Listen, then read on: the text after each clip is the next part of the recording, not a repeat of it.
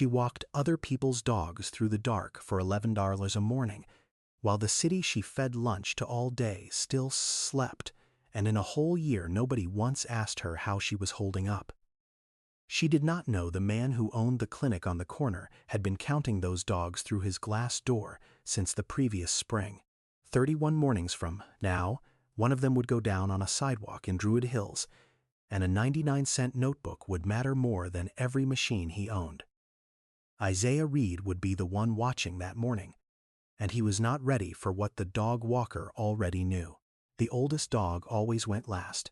His name was Moose, a gray Great Dane the size of a small pony, 11 years old, with hips that had started to fail him the way old porches fail, slowly and then all at once. At 5:42 in the morning, the leash was cold enough to ache in Tamara Holloway's hand, and Moose came down the back steps of the house on Hardendorf one at a time, testing each board with a paw before he trusted it. She did not rush him. She had learned not to rush him in the second week, when he'd cried out once, a single high sound that did not match his size, and she had stood in the dark on a stranger's lawn with her hand on his shoulder until the sound passed. She was 34 years old.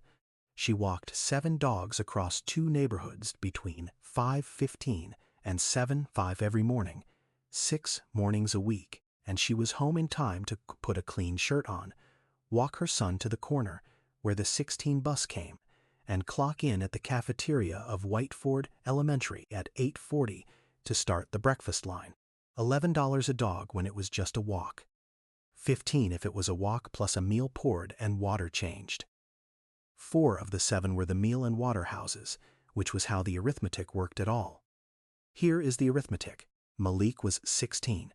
In August, he had been accepted into the early college engineering track at Crestline Tech, a small dual enrollment program 2 MARTA stops away. The kind of plates that takes a boy who builds robots out of a busted vacuum cleaner and shows him there is a name for that, a future for that, a salary for that. The program cost $2,840, a hasipser after the partial scholarship.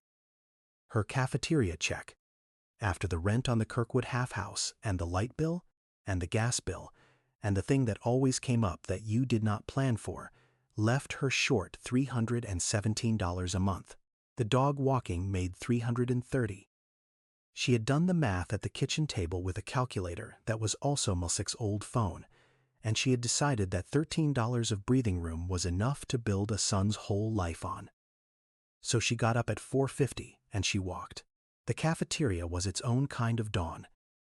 By 8:40 she had the steam tables up and the milk crates broken open, and 340 children's worth of breakfast moving down a line that did not stop until 9:25, and she had learned to read a lunch tray the same way she read a dog. She knew which of those children were eating the only hot meal of their day. The ones who came back for seconds of the cheese grits.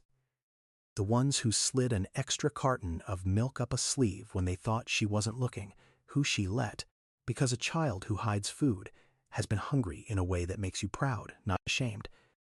The boy in Mr. Acker's class who only ever took the fruit and said he wasn't hungry in a voice that meant the exact opposite. She fed them all the same. She did not ask one of them whether they deserved it. She put a little extra grits on the quiet ones' trays and said, "Good morning, baby," the way her grandmother heads to her, in a way that some of those children would carry into their 40s without ever knowing why. None of that was on the $11 an hour. It was the part nobody was paying her for, and the part she would have done for free, and very nearly was. Malik was the reasons, and Malik was the reward.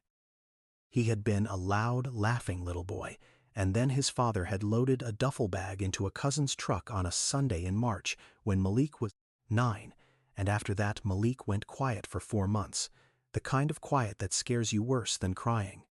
He came back to himself sideways through his hands. He started taking things apart.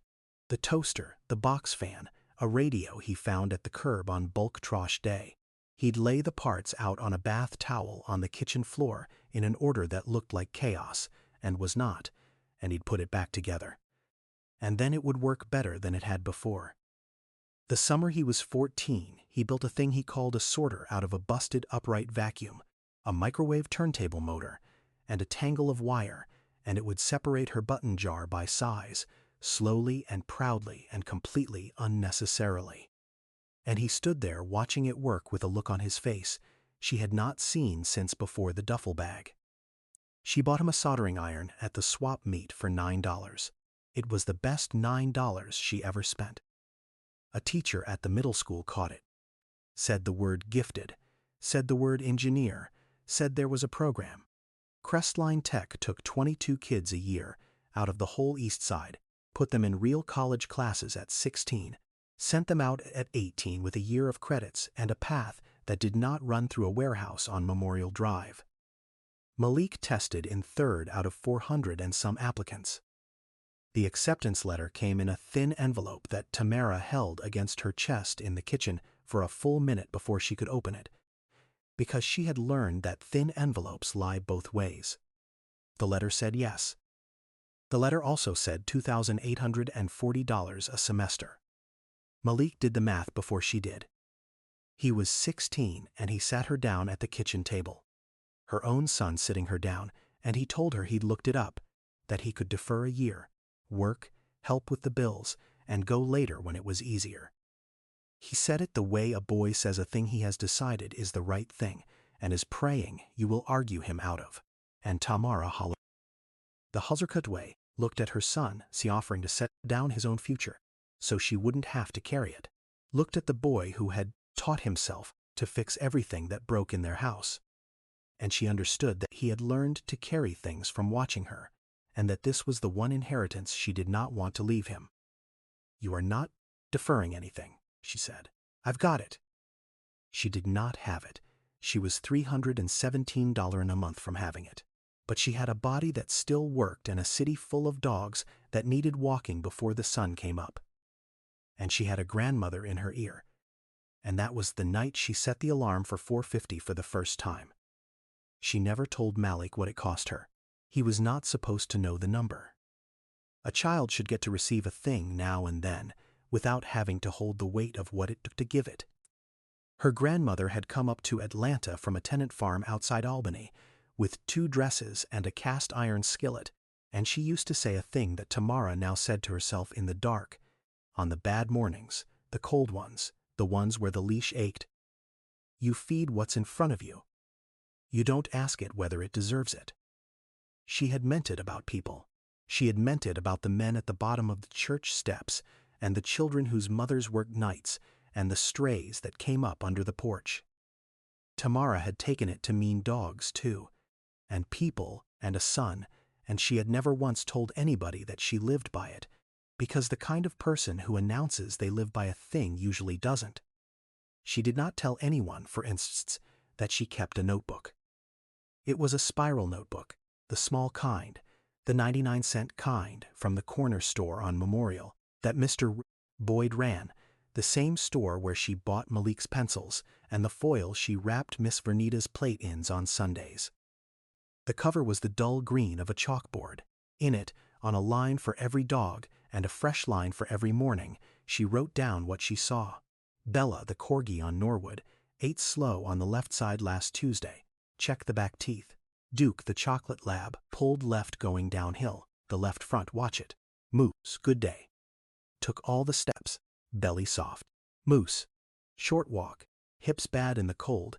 Gave him the extra 10 minutes on the warm grate by the bakery vent. She did not know the word for what she was doing.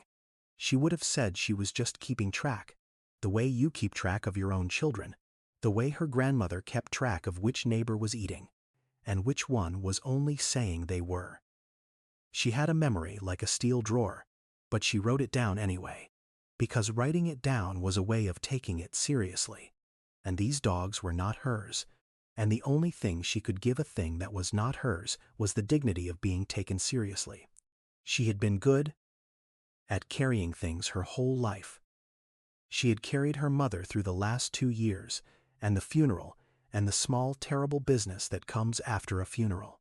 She had carried Malik through the year his father left, which was the year Malik stopped talking for 4 months and then started talking only to a screen and a soldering iron.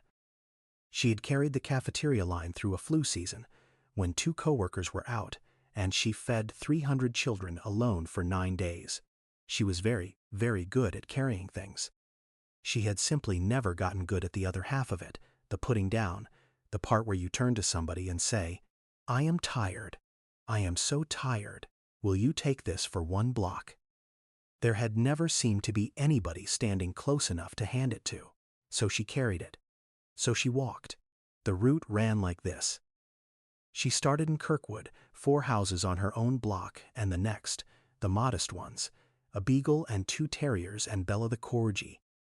Then she crossed under the bridge and came up into the streets, where the houses got wider apart, and the lawns got deeper, and the cars in the driveways were the kind you did not see in her neighborhood, and that was where the 3 big money houses were. The ones with the meal and water arrangements, Duke and a Weimaraner named Smoke and Old Moose on Hardendorf. She had never met most of the owners. The arrangements had been set up over text, a code to a lockbox, a credit card autopay through an app, a note taped inside a back door. They trusted her with the alarm codes to houses worth more than she would earn in 20 years, and they did not know her face. She found she did not mind. There was a clean kind of freedom in being trusted and unseen at the same time. It was, she thought, the closest thing she had ever had to being rich. The warm grate behind the bakery on the corner of the route was the one place she stopped no matter the dog. The bread ovens vented under the sidewalk there, and even at 6:15 in the dead of winter, the iron grate threw up a column of warm yeasted air, and on the cold mornings that was where she let Moose stand until he stopped shivering. It was also where Pop slept. She never knew his whole name.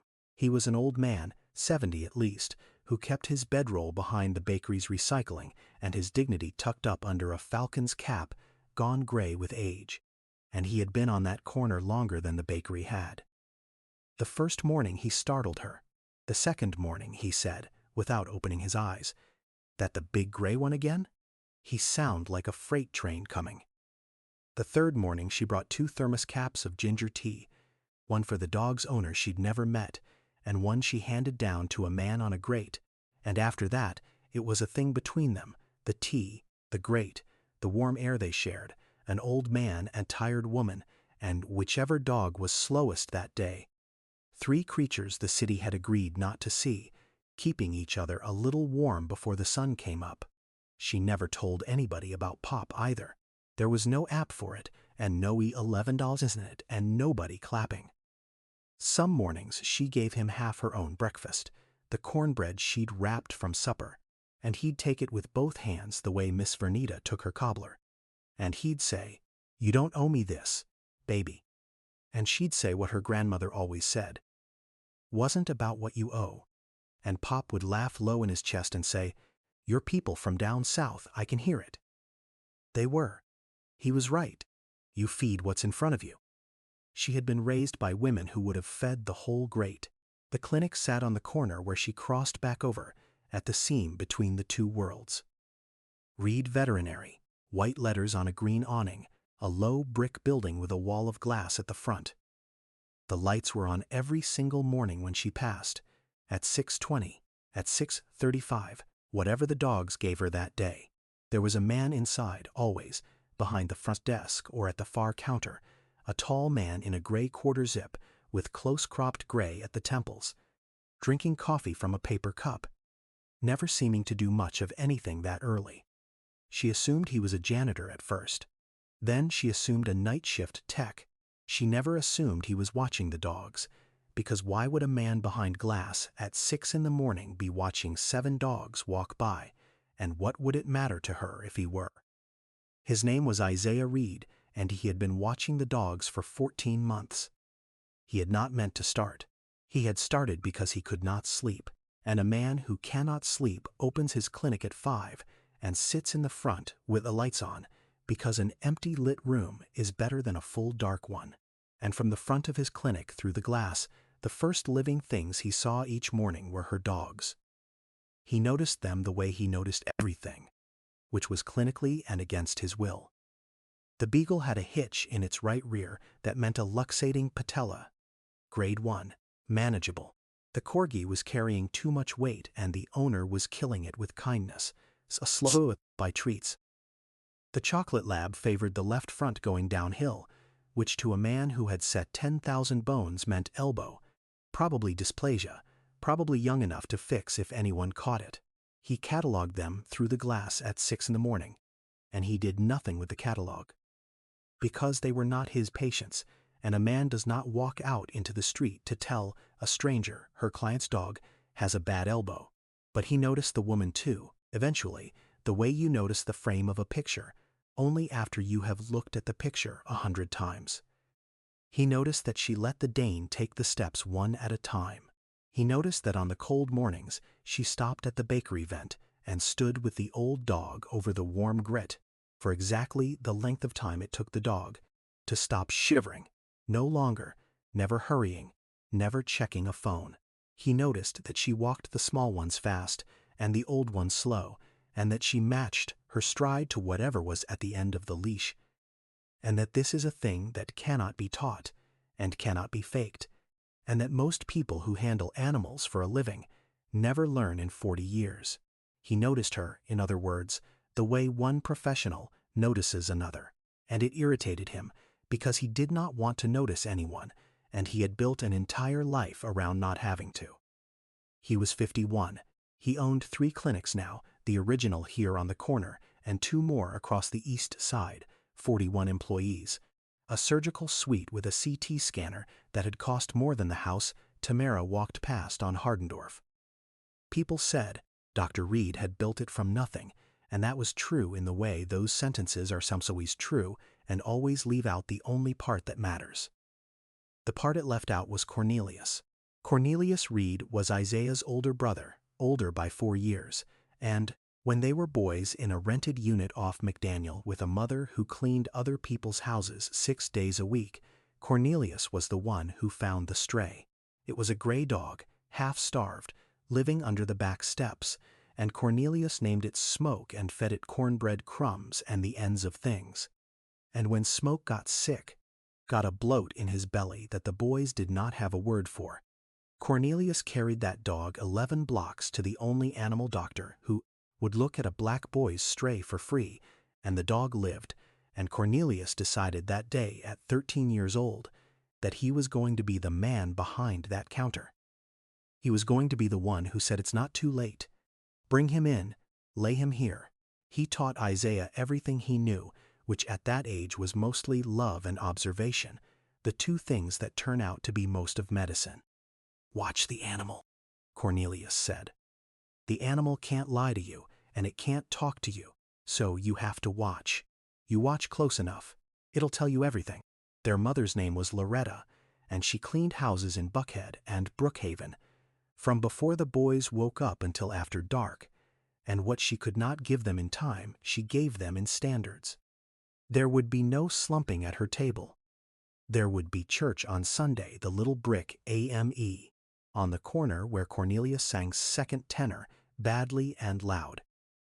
There would be a clean shirt for school if she had to wash it in the sink at midnight and iron it dry. She could not protect them from the neighborhood or the math of their lives, but she could insist they walk through both with their backs straight, and she did, and both her boys learned it so deep it never left them. Years later, Isaiah Reed would recognize that exact straightness in the back of a woman walking a Great Dane through the dark, and it would knock something loose in him he could not name for 14 months. Cornelius worked the warehouse to pay for the courses Loretta couldn't, biology and chemistry at the community college, the long way around to the dream, the only road that was open. He kept his books in a milk crate by his bed. He'd quiz Isaiah on the bones of the dog's leg by flashlight after Loretta made them cut the lights. He was 19 and 3 classes from transferring when the car came through the light on Memorial Drive after a double shift, and that was the entire story, the whole brief, brutal arithmetic of it. A man's future canceled at an intersection on a Tuesday. Isaiah was 15. He went to vet school on loans and stubbornness and the unfinished sentence of his brother's life, and he became, eventually, very good and very successful and very alone.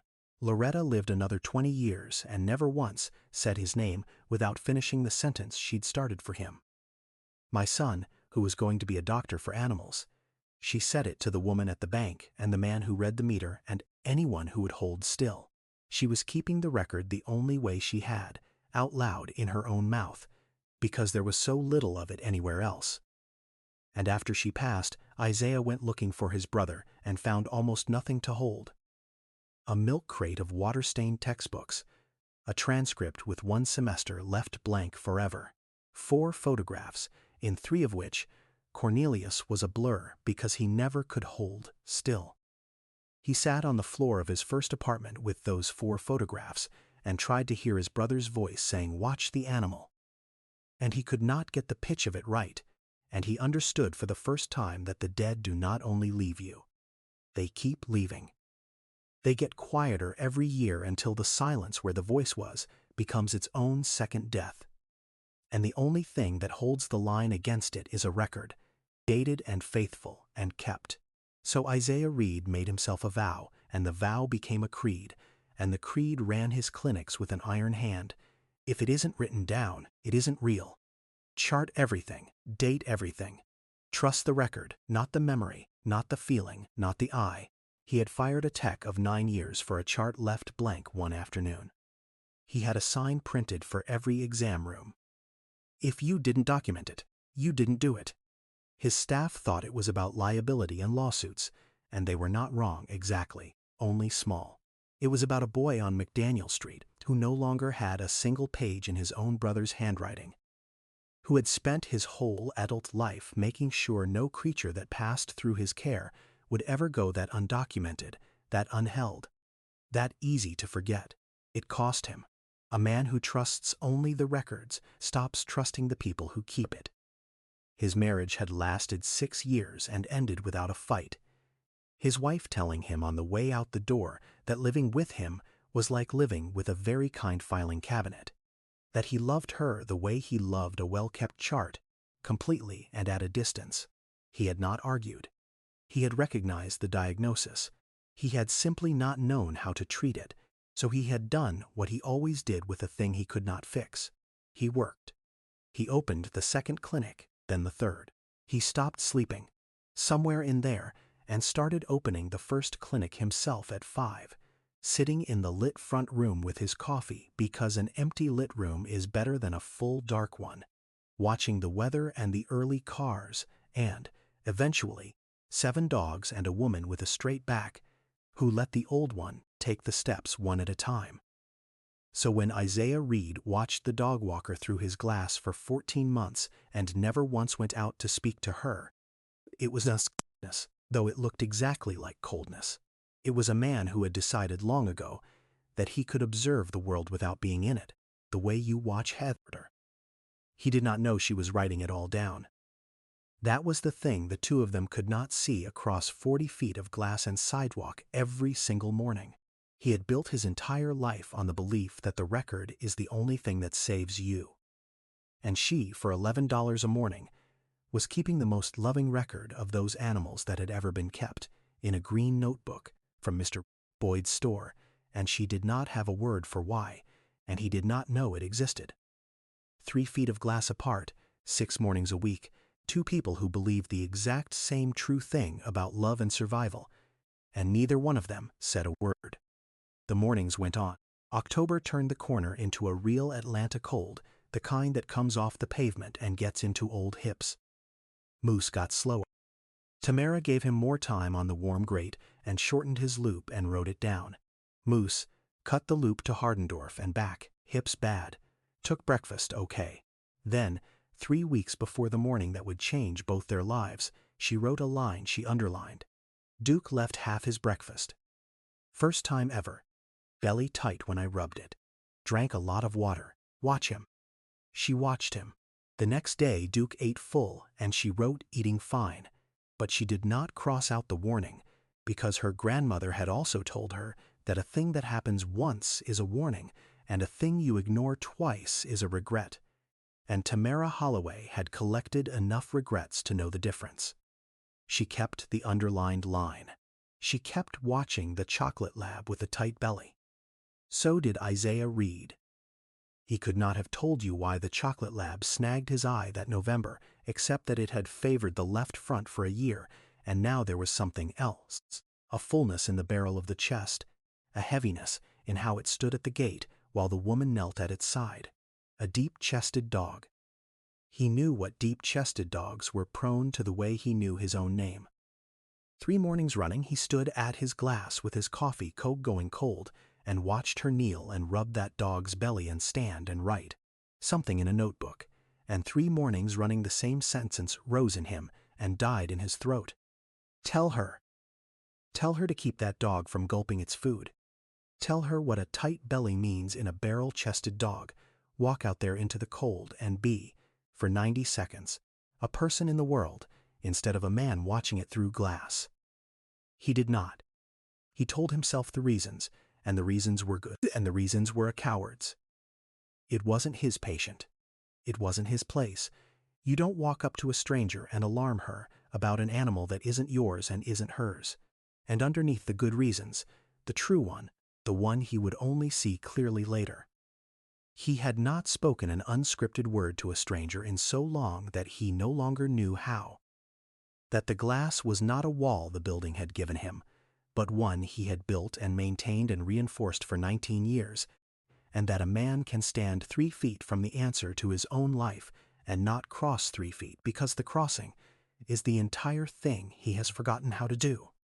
One morning that week the front door was propped for a delivery, and she passed close enough that he heard her murmur to the old Dane, "Easy now, easy, take your time." And he stood 10 feet inside the open door, with her 10 feet outside it, and the cold air between them, and he opened his mouth. She glanced up. For a half-second 2 people looked at each other through an open door instead of a pane of glass. He saw a tired woman with a straight back and a green notebook and kind, exhausted eyes. She saw a tall man she'd assumed was the night janitor, holding a coffee, looking like he wanted to say something. The Dane pulled. The moment closed. "Morning," she said, the way you say it to anyone. "Morning," he said. And that was all. That was the whole of it. And she went on up the block, and he went back behind his counter, and they each had no idea at all, that they had just stood at the exact center of both their lives and called it the weather. She wrote that night, after the route. "Duke, belly still bothering me. Owner's not answering, keeping the warning." He sat in his lit clinic and pulled up nothing, charted nothing, because there was nothing to chart, because the most important observation either of them made that month lived in pencil, in a coat pocket 40 feet from a CT scanner, and the 2 records never met, not yet. 2 people keeping the same vigil over the same dog, each certain they were the only one watching. Malik came down with a cold the 2nd week of November, and she walked the route anyway with a thermos of ginger tea for herself and got him to school by Wednesday. She picked up a Sunday shift catering a church anniversary at Mount Zion to make up the gas money. She wrapped a plate of peach cobbler in foil and walked it down to Miss Vernita, 81. 3 doors down, who could no longer make the church, but could still tell you everything about everybody who could, and who said, as she always said, taking the plate with both hands, "Baby, you don't never stop, do you? Sit down one of these days. Sit your tail down." And Tamara laughed and said she would, one of these days, and did not, and walked back home in the dark to set the alarm for 4:50. This is the part of the story where, if it were a different kind of story, somebody would have come along and made her sit down. Somebody would have noticed the woman holding everything and walked up and taken 1 block of it off her hands. But nobody did, because that is not how it happens. Because the people carrying the most are exactly the people we have trained ourselves to walk past. Because a woman doing a hard thing well looks, from the outside, like a woman who does not need anything. So nobody handed her anything. She just kept walking. She walked through the 2nd week of December, with her breath white in the streetlight, and the green notebook in her coat pocket, and her son's whole future tallied to the dollar in her head, and she had no idea that the answer to every prayer she was too proud to say out loud was sitting 40 feet away behind a wall of glass watching her dogs, holding a coffee cup, keeping his own kind of vigil, waiting without knowing he was waiting. The morning it happened was the coldest of the year so far, 29 degrees at 6:08 a.m., when she came up out of Kirkwood, with the small dogs done, and crossed into the deep lawn streets for the big three. Duke first, then Smoke, then Moose. That was the order. That had always been the order. She opened the lockbox on Duke's house, and the dog came to her at the gate the way he always did, and she knew before her hand touched him that something was wrong. He would not take the leash clip steady. He kept turning to look at his own side, at his own belly, that backward glance that an animal gives a pain it does not understand. She crouched in the cold and put her hand on him, and his abdomen was hard, tight as a packed drum, and bigger than it should have been, much bigger, swollen up behind the ribs in a way she had felt one time before in her life and prayed never to feel again. He tried to retch. Nothing came up. He tried again, that deep heaving that produces nothing, the worst sound she had ever heard an animal make, and a thin rope of drool came down and froze on the brick step, and when she pulled his lip back, his gums were the gray of dishwater. She knew. She did not have the medical words for it. She did not know it was called a gastric torsion, that the stomach can twist on itself and fill with gas and shut off its own blood supply and kill a big, deep-chested dog in a matter of an hour or two, that it is one of the few things in that whole world where minutes are the entire game. She did not know the name, but she knew the shape of it because 3 weeks ago she had written belly tight. Watch him. And she had been watching, and now here it was, the regret she had refused to let happen, arriving anyway, and the only question left was how fast. She stood up. For 11 seconds she stood perfectly still on a frozen brick step in Druid Hills with a 140-pound dog leaning into her legs, and the whole of her life ran the arithmetic it always ran. She was not supposed to deviate from the route. She was not supposed to take a dog off a property. There was a clause in the little agreement she'd signed, in case of emergency contact owner, and she did not have the owner. She had a text thread that hadn't been answered since October. She had no car. She had a bus pass and 2 hands and a son's tuition. That one wrong move, one accusation, one "I never authorized that" could end. She could feel the whole fragile structure she had built standing on this one cold step. And she heard her grandmother clear as the cold. You feed what's in front of you. You don't ask it whether it deserves it. The clinic was 400 yards back the way she'd come. She did not call the owner again. She did not call the app's support line. She did not stand there 1 second past the 11th. She got both arms under that enormous dying dog, and she lifted him the way you lift something you have already decided you are not going to drop.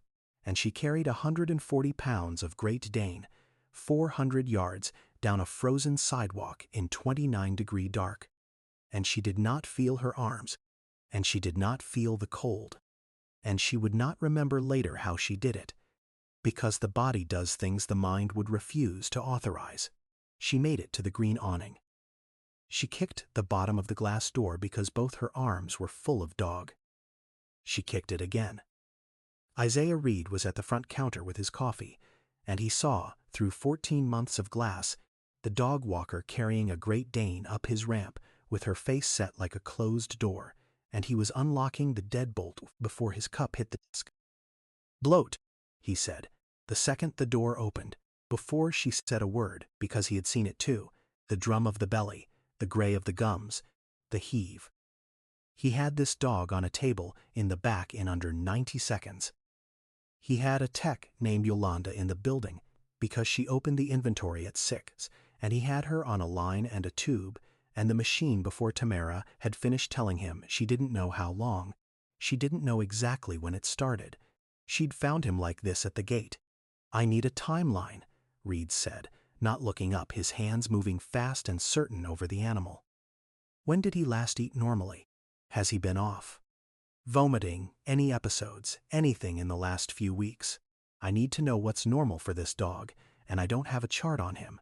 He's not my patient. I need a history." He said it the way he had said it 10,000 times, the question that was really a complaint. The question that almost never got a real answer, because owners don't watch, owners guess. Owners say, oh, he's been fine, and the lie of fine had cost Isaiah Reed animals before. And Tamara Holloway, with her arms still shaking from 400 yards of carrying, reached into her coat pocket and put the green notebook on the steel table. It's in here, she said. I write it all down. He looked at the notebook. He looked at her. For 1 second, the whole emergency held its breath. Yolanda, he said, read it to me. And Yolanda picked up a 99-cent spiral notebook from the corner store on Memorial and began to read, in the bright sterile light of a surgical prep room, the most precise patient history Isaiah Reed had heard in his entire career, delivered by a woman who had no idea she was a clinician, in the dated, underlined, watched close handwriting of someone who had been keeping the record all along. November 21st. Duke left half his breakfast, first time ever, belly tight when I rubbed it, drank a lot of water, watch him, underlined. Yolanda's eyes moved down the page. November 22nd, eating fine, but she didn't cross out the warning. December 2nd, Duke pulled left going downhill, watch the left front. December 11th, ate full, energy good. Yolanda stopped. This morning's not written yet. This morning I found him at the gate, Tamara said quietly. Maybe 20 minutes ago. Tight belly, way worse than the 21st. He's been trying to throw up and nothing's coming. Gums went gray about 10 minutes in. Reed had everything he needed. He had the onset window, the prior episode 3 weeks back, that no one but this woman had caught, the eating pattern, the timeline to the minute. In a torsion, the timeline is the difference between a dog you save and a dog you bury, and he had been handed his timeline in a green notebook by a stranger he houched through glass for over a year and never once spoken to. Get the owner on every number you've got, he told Yolanda. I'm not waiting for consent on a torsion. I'll eat the liability, but get them. And clear the suite. He looked at Tamara one more time, just for a second, and something moved behind the man's face that had not moved in a long while. You bought him, his life, he said, those 20 minutes and that notebook. You understand me? Sit down, there's coffee. This is going to take a while. And Tamara Holloway, who had not sat down in 19 months, sat down. The surgery took 3 hours. The owners, a young couple, a doctor and a lawyer, the kind of busy that does not see the people who keep their lives running, arrived in the second hour, frantic, grateful, signing everything. Duke came through. He was a sick dog for a week and a fine dog after that, and he lived another 6 years, which for a Dane is a gift you do not question. But that is not the part of the morning that matters. The part that matters happened at 9:40, after the dog was stable, and the owners were sobbing into the front desk, and Tamara had texted the cafeteria that she had a family emergency and would lose the day's pay and did not care. Isaiah Reed came out to the front, and he was holding the green notebook, and he had read the whole thing. Every dog, every morning, 14 months and 7 animals, and 1,000 small mercies recorded in pencil, and he was not the same man who had unlocked the door 3 hours before. He sat down across from her. He set the notebook on the table between them like it was made of glass. Why do you write it down? He said. Not a question, really. A man asking about himself through someone else. She shrugged, embarrassed now, the way you get embarrassed when somebody catches you praying. They're not mine, she said. It's the only thing I can give them. To pay attention. My grandmother used to say, you feed what's in front of you. I guess writing it down is how I feed them. She paused. And I forget things if I don't. People I've lost. I get scared I'll forget the small parts. So I started writing the small parts down. On everything. I don't know. It's a habit. Isaiah Reed had spent 19 years and 3 clinics and a small fortune building a temple to that exact sentence, and he had never once said it out loud to another human being, and now a dog walker had just said it to him, plain across a steel table at 20 to 10 in the morning. I get scared I'll forget the small parts, so I write them down. He looked at the notebook. He looked at the date on the underlined line, November 21st, the warning she'd caught when no one was paying her to catch anything. He thought about a gray stray named Smoke, and a boy who'd carried it 11 blocks, and a transcript and a lease and a face he could no longer hear clearly. He thought about all the things he had never written down in time. And Isaiah Reed put his face in his hands in the front room of his own clinic.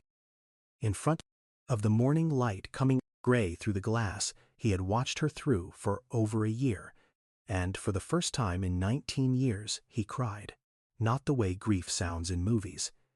The quiet, broken open way it sounds in kitchens at midnight when a man finally sets down a thing he has been carrying so long he forgot it was heavy.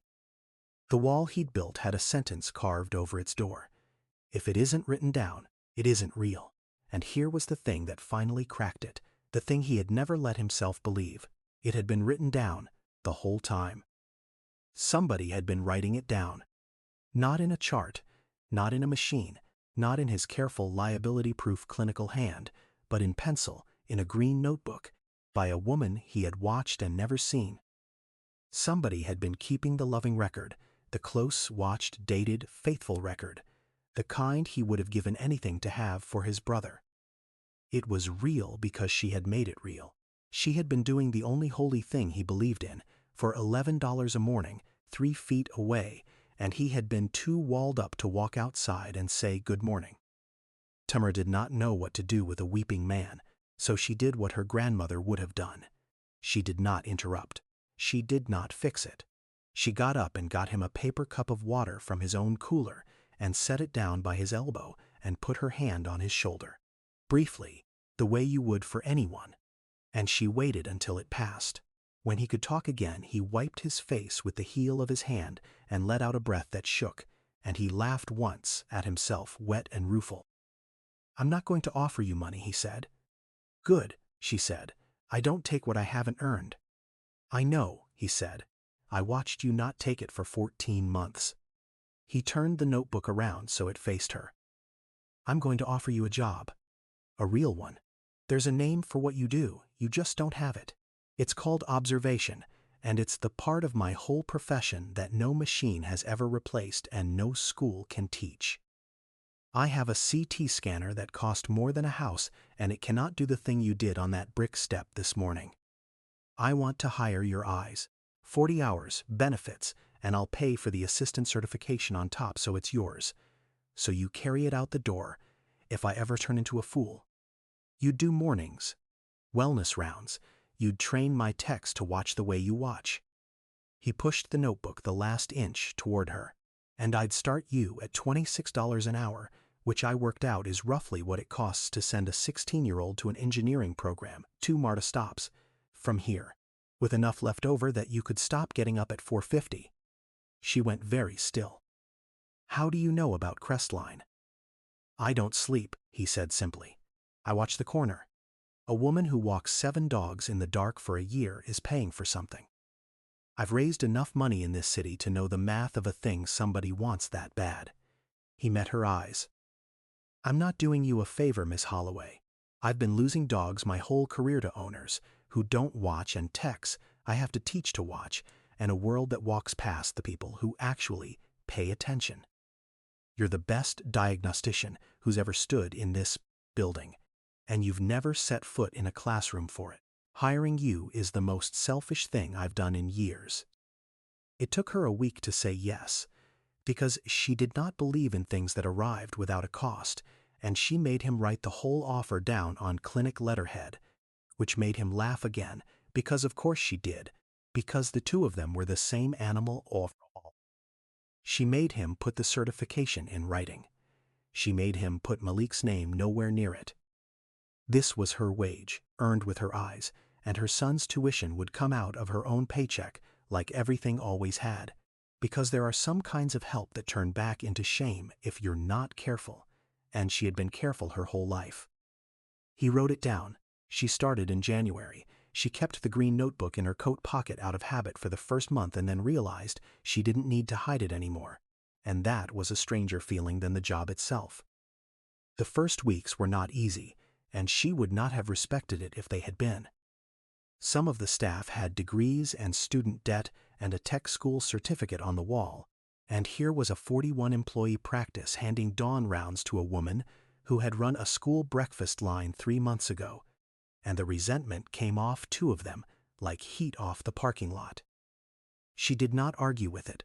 She had been underestimated her whole life and had learned that the only answer to it that ever worked was the slow one: be right, quietly, over and over, until the room ran out of ways to explain you away.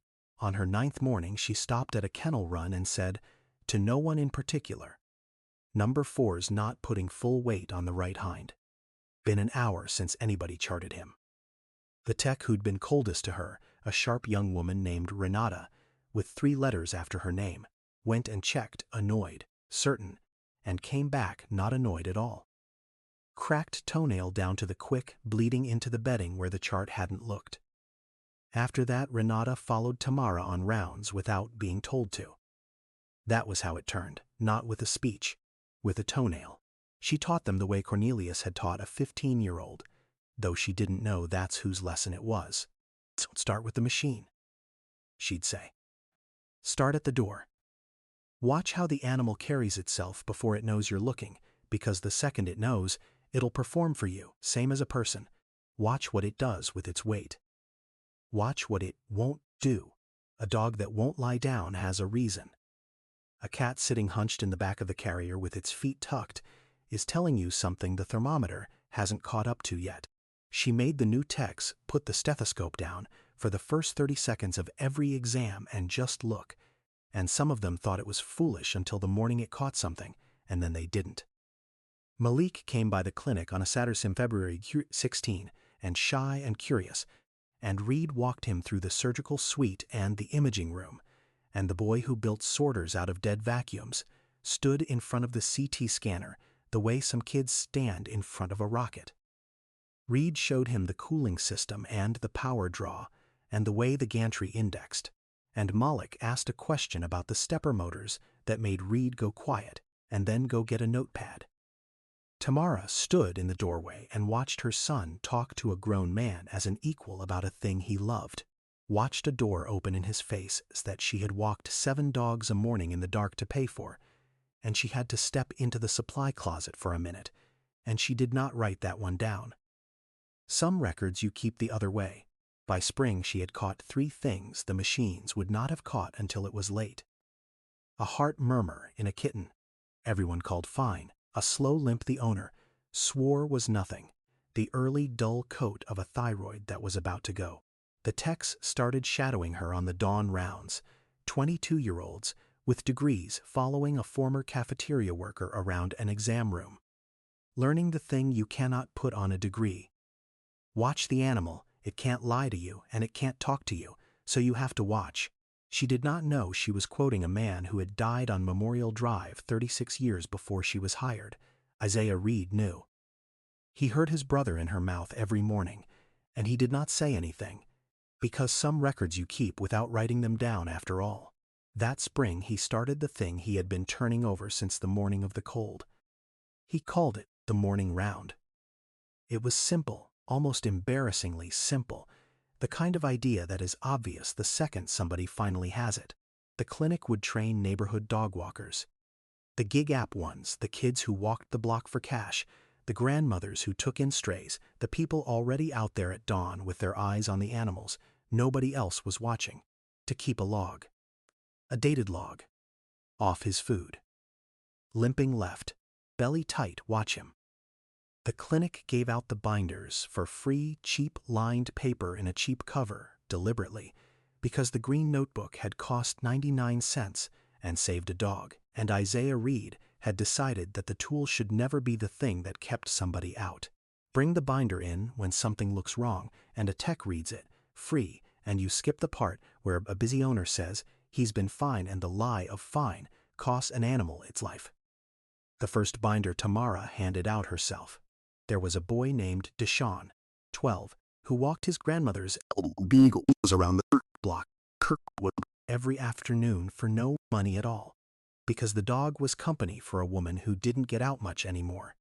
And Tamara had watched him do it from her own porch for a year. She gave him a binder and showed him how to write the date and one true thing he saw.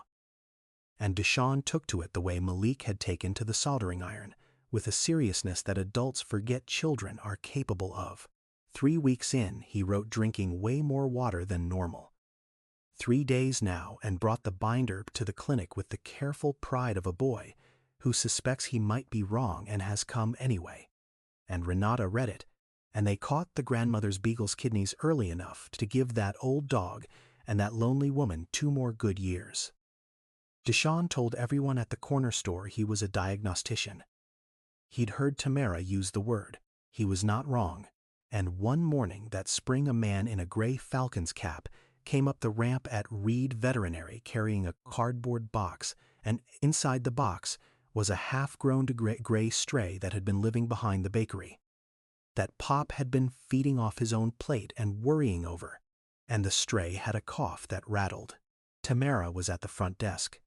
She knew the cap before she knew the face. "Lady at the grate told me about y'all binders," Pop said, gruff, holding the box the way you hold something you've decided to love against your better judgment. "Said you don't turn nobody away." Reed treated the stray for free and did not make a single note in the ledger about who paid for it, which for Isaiah Reed was its own kind of confession. Pop named the dog Smoke before anyone suggested it, and only one person in that building knew it was the second one to carry the name. And he stood in the doorway of his own clinic and kept that to himself, and let it land where it landed. In its first year, the morning round logs flagged 61 animals into early care, and the clinic's own numbers showed the after-hours emergencies in those zip codes dropped by a little over a third. Because the watching had moved upstream out of the surgical suite and back onto the sidewalk where it belonged, into the hands of the people who had been doing it for free all along, and just needed someone to hand them a binder and call it real. He named it after his brother. The Cornelius Reed Morning Round. He told Tamara the whole story one slow afternoon, the stray and the cornbread, and the 11 blocks and the intersection, and she listened the way she listened to everything, without interrupting, without fixing, just there. When he finished, she was quiet a while. "You wrote him down," she finally said, "the whole thing. Just now. You've had it written down in you the whole time." He had never thought of it that way. He thought about it for a long time after. Moose, the gray Great Dane, lived another 1.5 years. When his hips finally gave out for good, the Hardendorf family asked Tamara to be there, because by then she was not the invisible dog walker with the lockbox code. She was the woman who had carried Duke 400 yards in the cold. She was Ms. Holloway from the clinic. She had a face now and a name they said with respect. She held the big old dog's head in her lap on the floor of Reed Veterinary, and she told him he was a good boy and that he had taken all the steps, everyone, and she stayed until it passed, and then she wrote it down, the last line, the way you do when you take a thing seriously. Moose, good dog, took all the steps to the end. Malik finished the early college engineering track that spring. He walked across a small stage in a borrowed tie with a fresh lineup he'd saved 3 weeks for, and his mother sat in the 3rd row in a dress, not in a coat, not in the dark, sitting down, finally sitting down, and when his name was called, she did not clap so much as breathe. A long breath she'd been holding since a kitchen table and a calculator that used to be his phone. These days, if you come up out of Kirkwood early enough, before the city is properly awake, you might see them. A tall, gray-templed man unlocking a green-awninged clinic at the first light, the way he always has, because some habits are vigils and you keep them, and down the block, matching his pace to a slow old dog the family asked her to keep walking. A young man in a school polo on his way to the bus, talking low to the animal, letting it take the steps one at a time, and on the corner, between the two of them, a woman with a binder, logging the morning. The small parts, what she saw. The cheap lined paper, on purpose, so the tool is never the thing that keeps somebody out. She is not invisible anymore. But the work never was about being seen. It was about seeing. It always was. You feed what's in front of you. You don't ask it whether it deserves it. And every now and then, if you've fed enough things in the dark for long enough, somebody finally walks out from behind the glass and feeds you back. Any resemblance between these characters and real people, clinics, or events is purely coincidental. This is a work of fiction told for storytelling and reflection. There's a line in this one I keep coming back to. It's not the big one. It's a small thing she says. She says she's scared she'll broke the small parts, so she writes them down. I sat with that for a while. I'll be honest. I almost cut it. It felt too quiet next to the rest of the story. I'm glad I didn't, because I think that's the whole thing, right there. Not the dog. Not the rescue. A woman paying attention to things nobody is paying her to notice, and writing them down anyway. I keep thinking about who's up listening to this. Maybe you just got off a shift nobody thanked you for. Maybe you're the one who remembers everybody's birthdays, and nobody remembers yours. I wrote this for you anyway. Here's the thing I'm still not sure about. I don't know that the man in the story earned being the one who got saved. He watched her for a year and said nothing. I went back and forth on letting him off that easy. But her grandmother says it better than I can. And it's the only thing I'm asking you to keep. You feed what's in front of you. You don't ask it whether it deserves it.